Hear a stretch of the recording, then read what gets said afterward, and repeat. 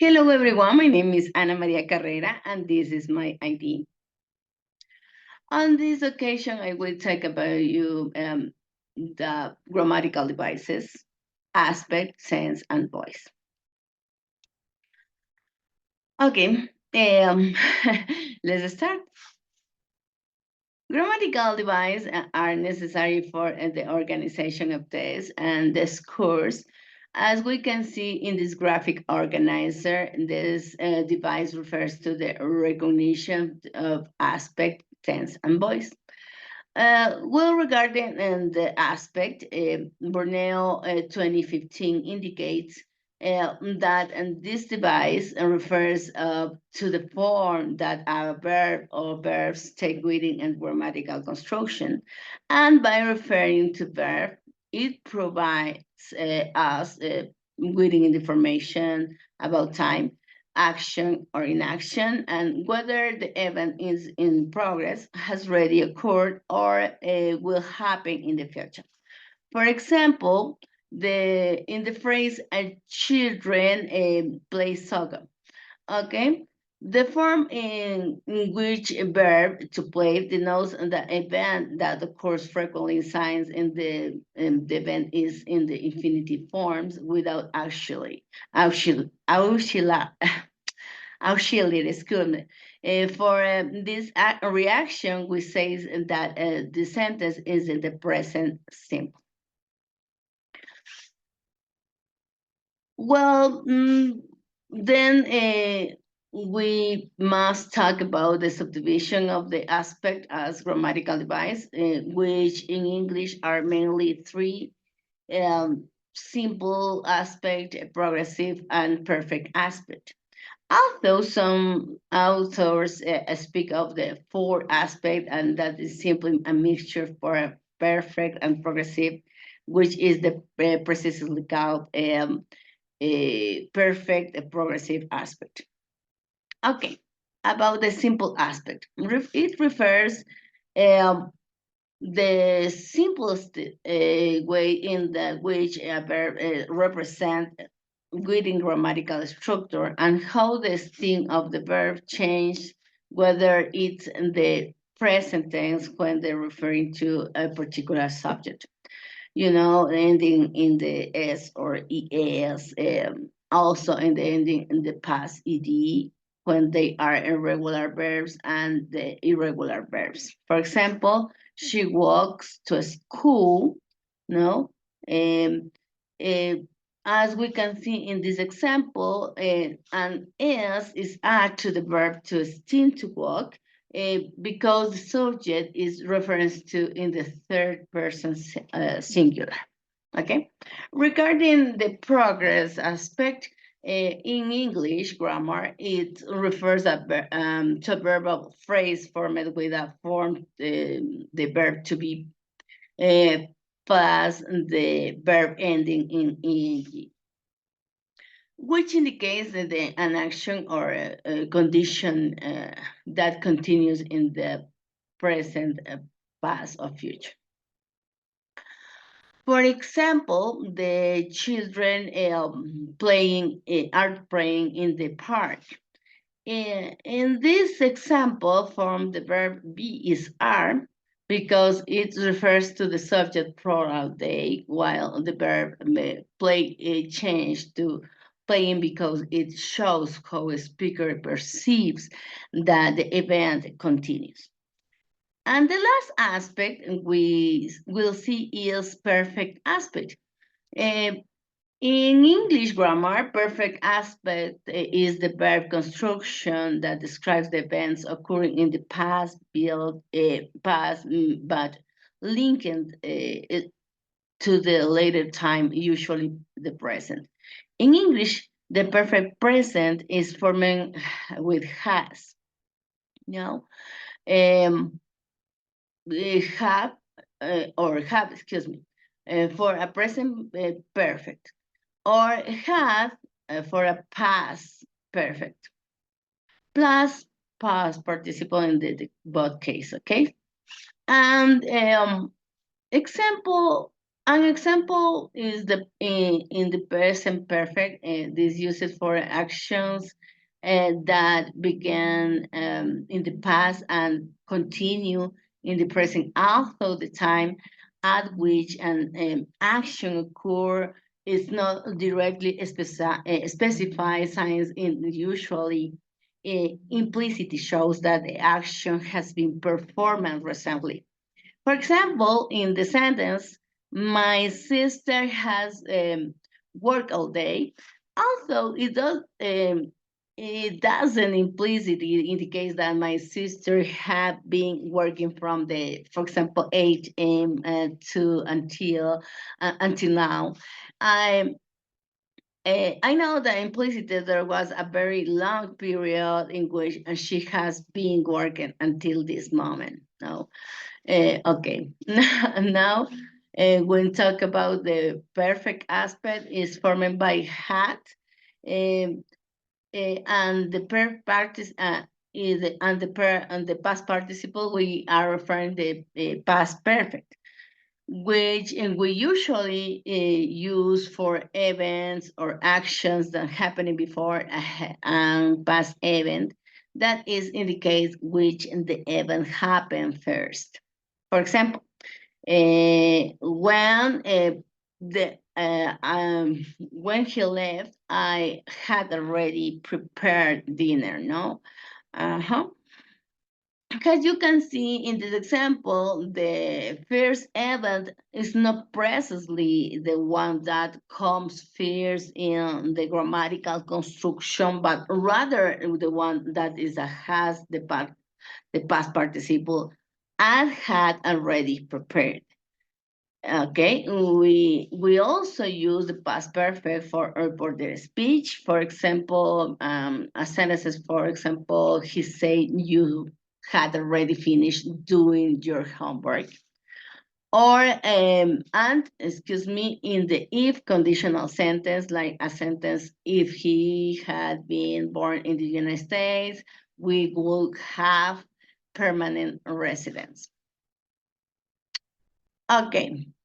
Now let's talk about the next grammatical device, which is tense. Okay, this grammatical device determines when an action occurs in a past, present, or a future. No time. A main characteristic of this device is observation to the tense or called finite verbs that indicate when the action occurs.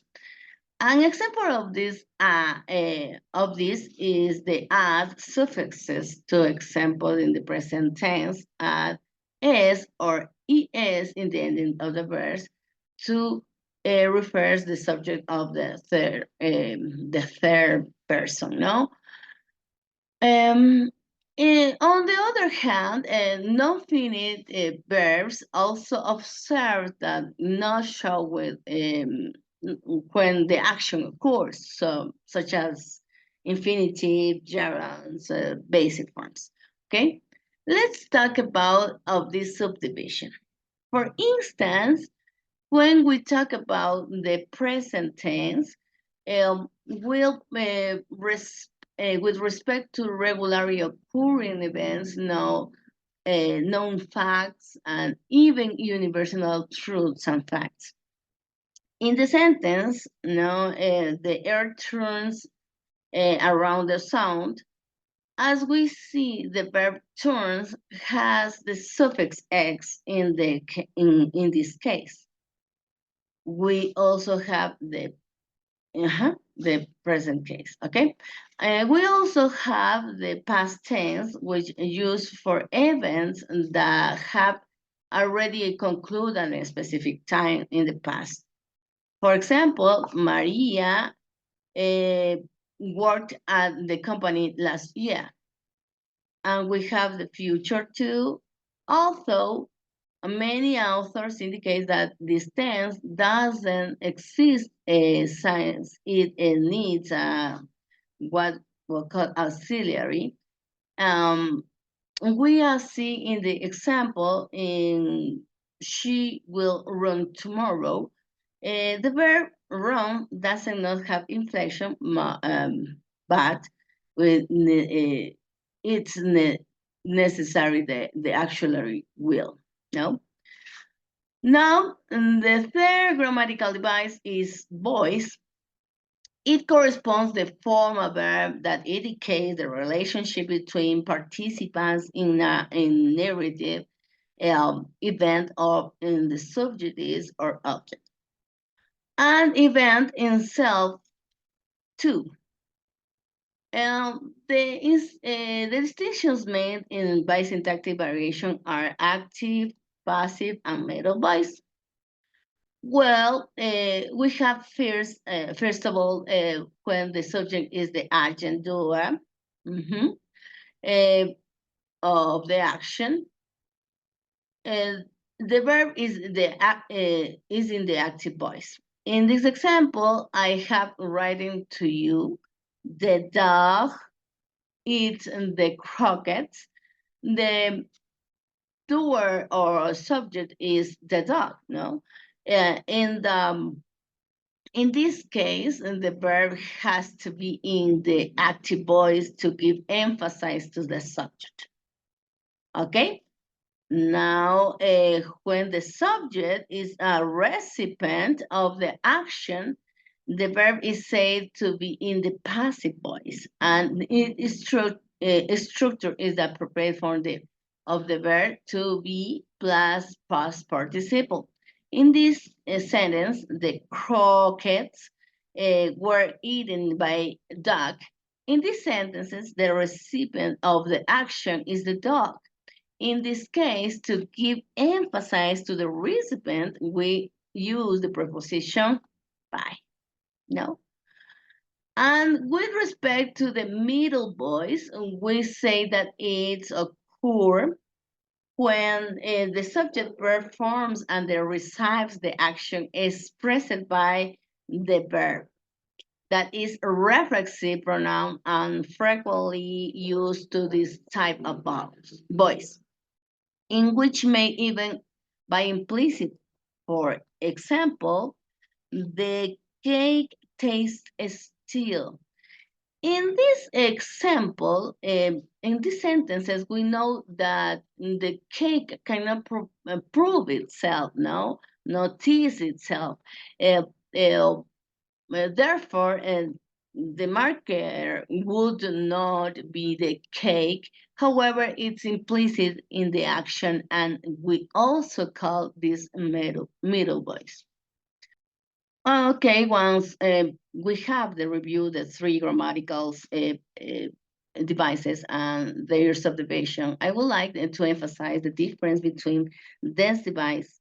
Okay, although it's true that all devices they refer to verbs, all their aspect, and in their tense and voice, each of these aspects plays under the of magnified glass of the creator of the text or speech. How each aspect influences the development of the text and its creation too.